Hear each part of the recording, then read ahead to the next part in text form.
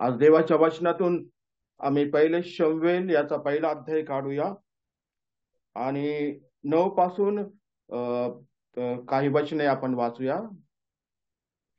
9 ते 11 पर्यंत वचने वाचूया. पहिले शमूएल पहिला अध्याय 9 ते 11. त्यानंतर एस्तेरच्या 4थ्या अध्यायातून काही वचने आम्ही वाचणार आहोत. शिलो येथे त्यांचे खाणे पिणे आटोपल्यावर हन्ना उठून गेली. त्या प्रसंगी परमेश्वर मंदिराच्या द्वाराच्या बाजूस एली याजक आपल्या आसनावर बसला होता. तिचे मन व्यथित झाल्यामुळे ती परमेश्वराची करुणा भाकून ढळढळ रडली.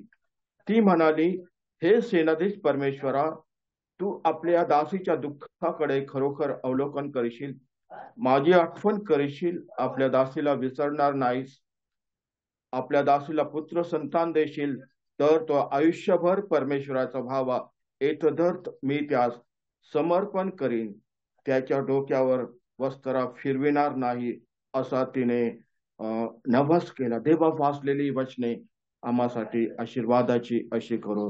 ह्या ठिकाणी आम्हाला ठाऊक आहे प्रियानो, त्या 2 स्त्रिया त्या पुरुषाला होत्या आणि आम्ही पाहतो एल्काना त्याचं नाव, आणि हन्ना जी होती तिची कूस देवाने बंद केली होती असं आम्हाला पाहायला मिळतं. आणि तिची सवय जी आहे पणींना, तिला पुष्कळ मुलबाळे होती असं आम्हाला पाहायला मिळतं. आणि म्हणून हन्ना ही दुःखी कष्टी राहत होती. आणि म्हणून आम्ही पाहतो की तिचा पती तिचं सांत्वन करत होता. तिला म्हणत होता, मी तुला 10 पुत्रापेक्षा जास्त नाही का, तू खाणे पिणे का वर्जिले, त्याच्यामुळे ते खिन्न राहत होती. पण आम्ही या ठिकाणी पाहतो की खाणे पिणे त्यांचे आटोपल्यावर हन्ना आम्ही पाहतो उठून गेली. कुठे गेली ती, तर परमेश्वराच्या मंदिरी गेली प्रियानो. आणि या ठिकाणी हन्नेच्या जीवनातून आम्हाला एक शिकण्यासारखी गोष्ट आहे. सार्वजनिक उपासना जी होती त्यामध्ये ती सहभागी होती, पण या ठिकाणी आम्ही पाहतो की ती एकटी मंदिरामध्ये जाऊन प्रार्थना करत आहे. आणि तिने काय प्रार्थना केली हे देखील आम्ही या ठिकाणी बघितलं. ती ढळढळ रडली आणि आम्ही पाहतो की तिचं दुःख होतं, ते दुःख तिने परमेश्वरापुढे सादर केलं, नाही का. आपल्या दासीला विसरणार नाहीस असं ती म्हणाली, आणि पुत्र संतान जर मला देशील तर मी त्याला तुझ्या मंदिरामध्ये सेवेसाठी देईन असं तिने काय केला, नवस केला.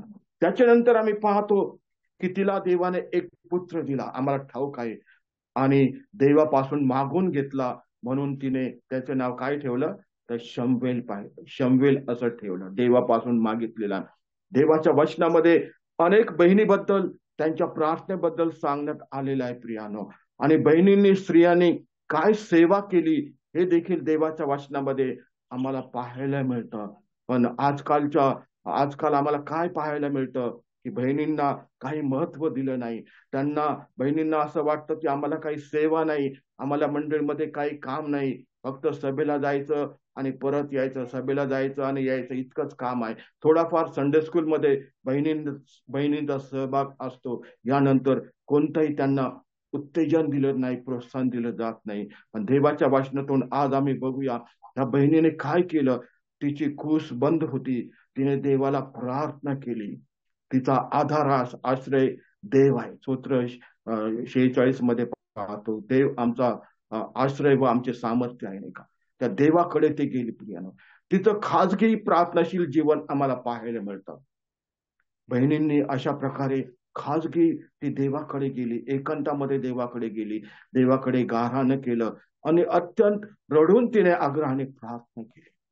आणि काय परिणाम झाला याचा आम्हाला ठाऊक आहे का. काय परिणाम झाला, देवाने तिची कूस वाहती केली. देवाने तिची कूस वाहती केली, तिला पुत्र झाला. आणि तिने नवस केल्याप्रमाणे आपल्या पुत्राला तिने जाऊन मंदिरामध्ये एली याजकाच्या स्वाधीन तिने केलं प्रियानो. आणि त्यानंतर आम्हाला पाहायला मिळतं, त्यानंतर आम्ही अध्यायामध्ये आम्ही पाहतो की त्यानंतर देवाने तिला काय केलं, देवाने तिला 3 पुत्र आणि 2 कन्या दिल्या. देवाने तिला आशीर्वादित केलं. आणि आम्हाला ठाऊक आहे शमूएल हा किती मोठा संदेष्ट झाला. पहिले शमूएल, दुसरे शमूएल, हे दोन्ही पुस्तकं त्याने लिहिली. कितीतरी वर्ष इस्रायल लोकांचा त्याने न्याय इन्साफ केला. आणि इब्री लोकास पत्र 11व्या अध्यायामध्ये आम्हाला शमूएलाचं नाव त्या ठिकाणी वाचायला मिळतं प्रियानो.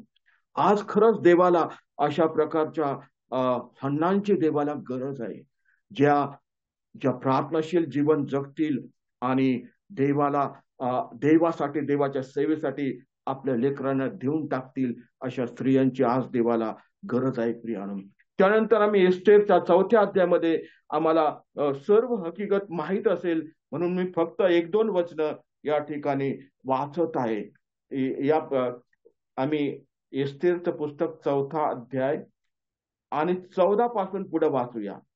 या ठिकाणी मर्दखय एस्तेरला म्हणत आहे, तू या प्रसंगी गप्प राहिलीस तरी दुसऱ्या कोठूनही यहूद्यांची सुटका व उद्धार होईलच, पण मग तुझा व तुझ्या बापाच्या घराण्याचा नाश होईल. तुला ह्या असल्यास प्रसंगासाठी राजपद प्राप्त झाले नसेल कशावरून. मग एस्तेरने मर्दखयास उलट निरोप पाठविला की, जा शूशन येथील सर्व यहुदी जमवा, माझ्याकरिता उपवास करा, 3 दिवस व 3 रात्री अन्नोदक सेवू नका. मीही आपल्या दासीसह तसाच उपवास करीन. असल्या स्थितीत नियमाविरोध मी आत राजाकडे जाईन. मग मी मेले तर मेले. मर्दखयाने जाऊन एस्तेरच्या आज्ञेप्रमाणे सर्व काही केले. राजाचा असा नियम होता की राजाकडे भेटण्यासाठी राजाने बोलावल्याशिवाय कोणी जाऊ नये, असा त्याचा नियम होता. आणि राजाकडे भेटण्यासाठी एखादी व्यक्ती गेली आणि त्या राजाने जर आपला राजदंड त्या व्यक्तीच्या पुढे केला नाही आणि त्या व्यक्तीने त्या राजदंडाला स्पर्श केला नाही, तर आम्ही बघतो की त्या व्यक्तीला मरणदंडाची शिक्षा देण्यात येत असे. तरी पण आम्ही पाहतो की एस्तेर म्हणत आहे, नियमाविरुद्ध मी राजा पुढे जाईल नाही का.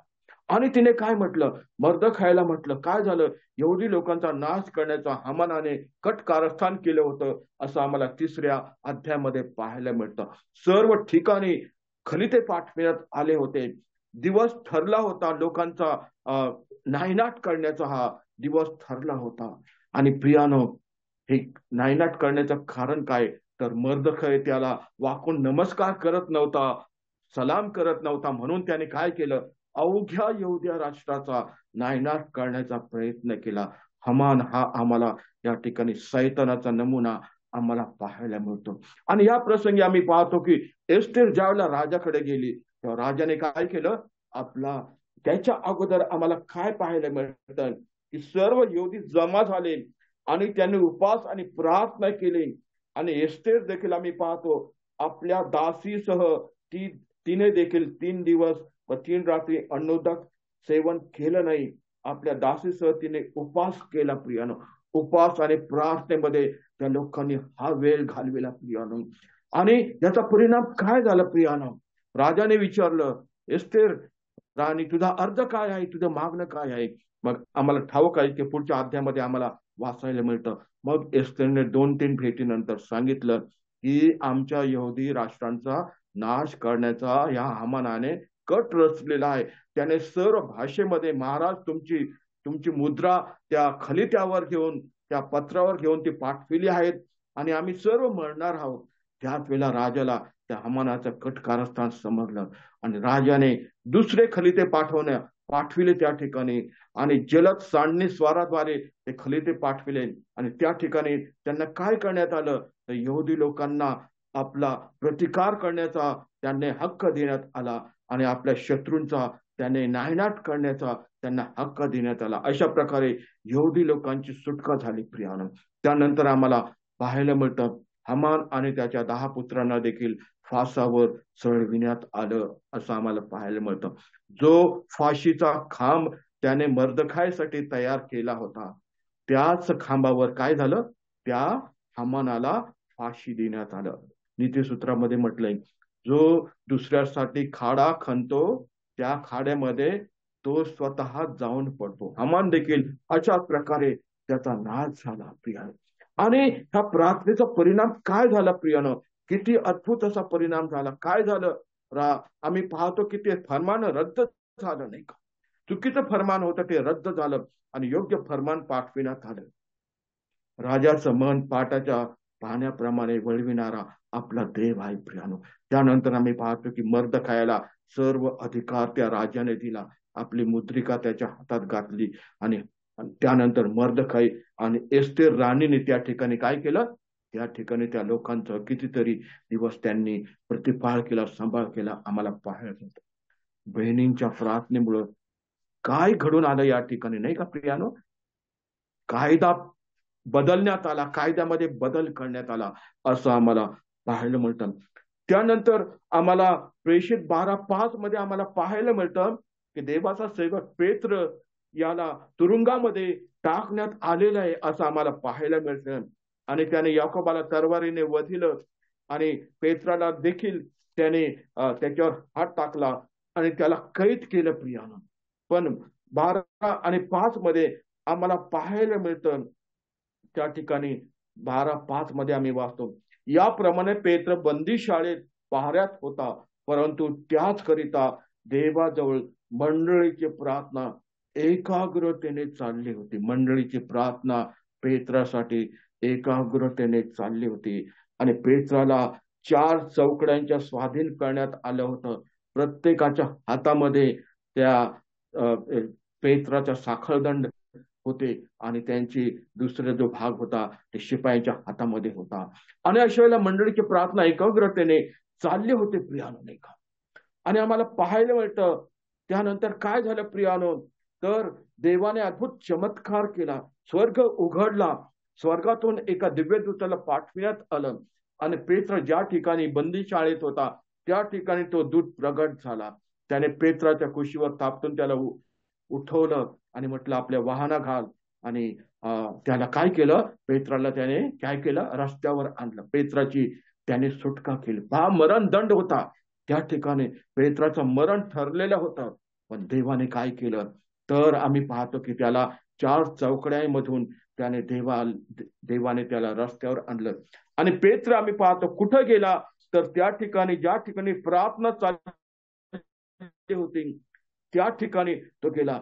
आणि 12वा अध्याय आणि 12 वचनात असं वाचायला मिळतं, असे समजून मार्क योहान याची आई मरिया हिच्या घराजवळ तो आला.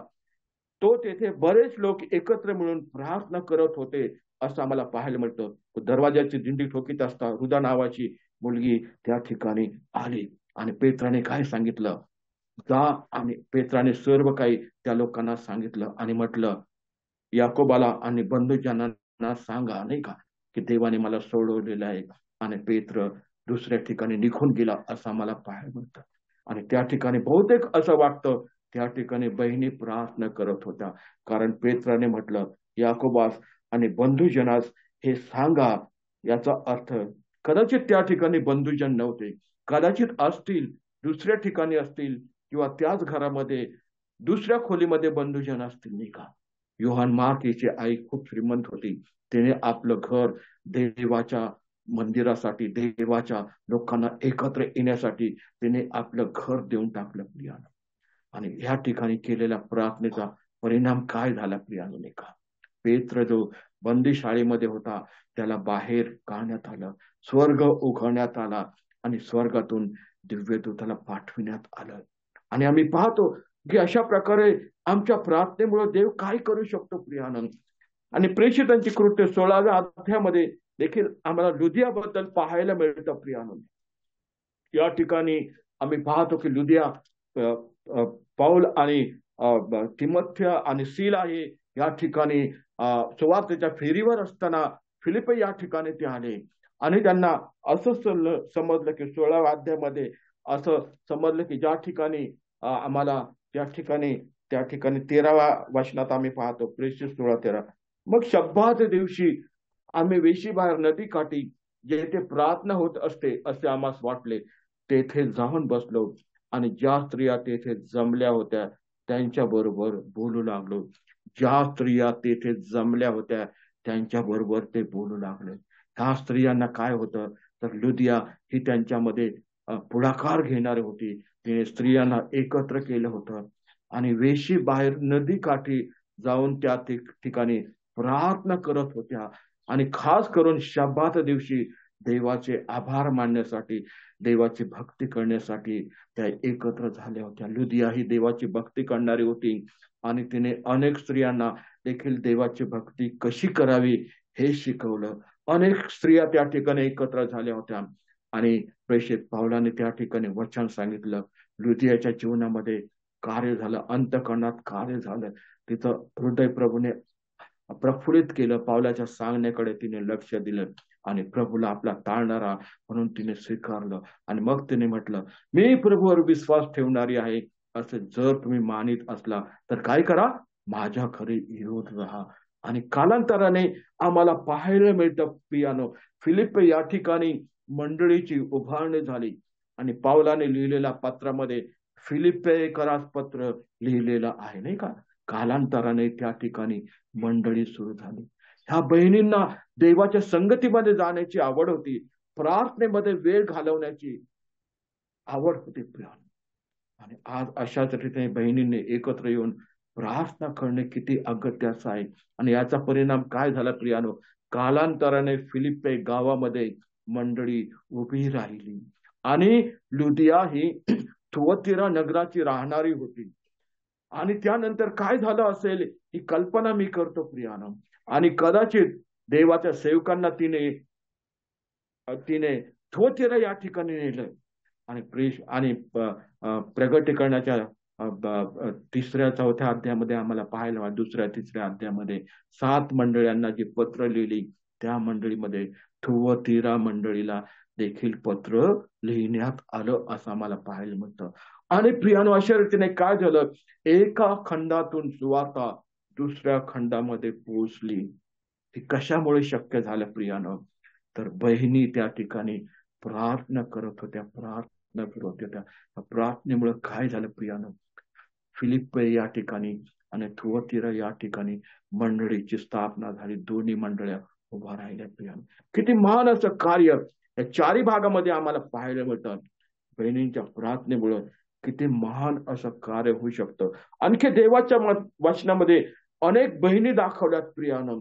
त्यांनी काय केलं आम्ही वचन वाचणार नाही, तर 2 तिमोथी 1 अध्याय 5व्या वचनामध्ये आम्ही लोईस आणि युनिके बद्दल पाहतो.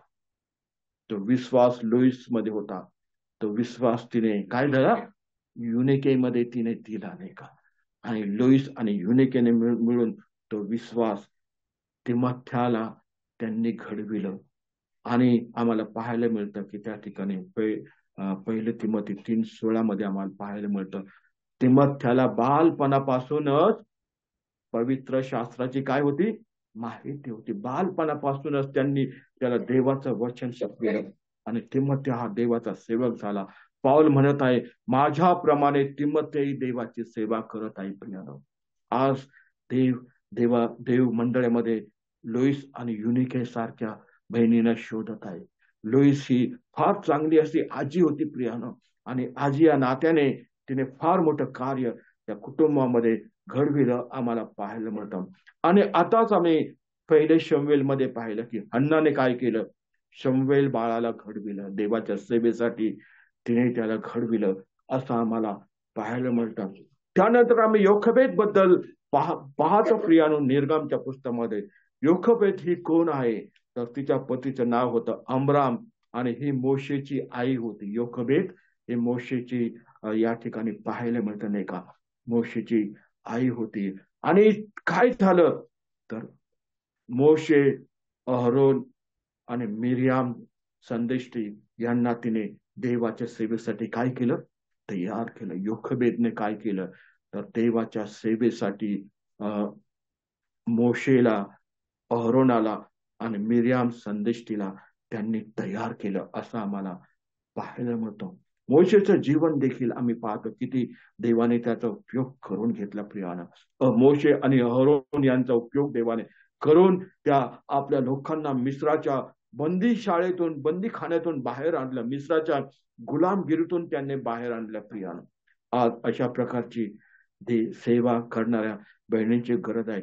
2 राजे 4थ्या अध्यायामध्ये आम्ही शुनेम येथील एका स्त्रीबद्दल पाहतो. एक थोर स्त्री राहत होती आणि देवाचा माणूस अलिशा याच्यासाठी तिने काय केलं, आपल्या धाब्यावर एक खोली केली, त्या ठिकाणी एक खाट, एक मेज आणि एक खुर्ची आणि एक समय ठेवली, यासाठी की अलिशा येईल तेव्हा त्या ठिकाणी ती उतरल, आराम करल, त्या ठिकाणी जेवण करल. अशा रीतीने प्रियानो देवाच्या माणसाची तिने काळजी घेतली. त्यानंतर आम्ही पुढे पाहायला मिळतो, देवाने देखील तिची काळजी घेतली. देवाने तिला पुत्र संतान नव्हतं, देवाने तिला पुत्र दिला. पुत्र मरण पावला, पण देवाच्या माणसाच्या द्वारे त्याला परत जीवन करण्यात आलं. अशा प्रकारे बहिणींची गरज आहे. तबिथाबद्दल देखील आम्ही तबिथा किंवा दुर्कस बद्दल प्रेषित 9:36 मध्ये आम्हाला पाहायला मिळतात. ती दान धर्म करण्यात आणि सत्कर्मी करण्यात तत्पर होती. दान धर्म आणि सत्कृत्य करण्यात तयार होती. आज देव अशा प्रकारे बहिणींना शोधत आहे प्रियानो. जे ह्या बहिणी आता आम्ही पाहिल्या त्यांच्याप्रमाणे प्रार्थनाशील जीवन जगतील आणि देवासाठी महान असं कार्य करतील.